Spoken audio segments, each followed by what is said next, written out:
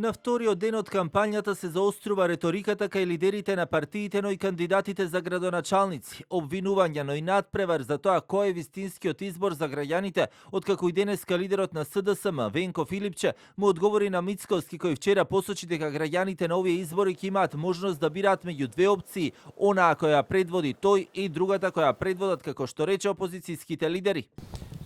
Нема никаква соработка на СДСМ со ДУИ и со Левица. И тоа се само празни обвинувања кои што не се никако издржани. Не може ние да повеќе слушаме како некој се обвинува дали бил лав или орел или врапче или маче.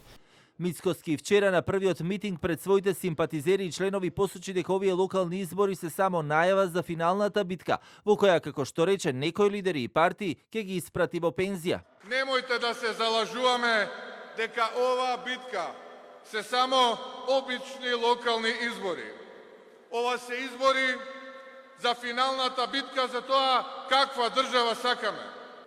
Нив ги симнавме од власт, но сега треба да ги поразиме и да ги испратиме во пензија. Албанската опозиција пак во првото обраќање на Мицковски од кампањата на митингот во Скопје препознаваат албанофобија, посочи и денеска кандидатот за градоначалник на ЧАИР од Националната алијанса за интеграција Бујар Османи. Јас не се изненадив од вчерашната изјава на Мицковски по однос на неговата мисија да ја исчезне од политичката сцена ДУИ, бидејќи Мицковски по природа е албанофоб.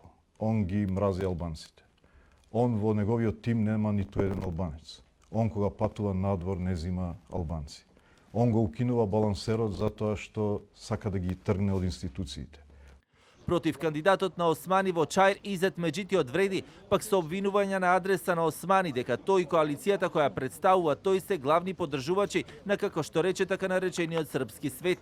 Опозиција шептора нервоза. Албанската опозиција станува нервозна.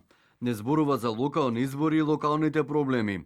Во продолжение зборуваат за работи кои не се поврзани за локалните избори, како што се српски свет. И сега, кога имаме факти дека токму тие се лобистите на српскиот свет, се нервираат и од квалификациите дека ние не вредиме, завршуваат во тешки навреди за албанците и за сите тие кои не мислат како нив.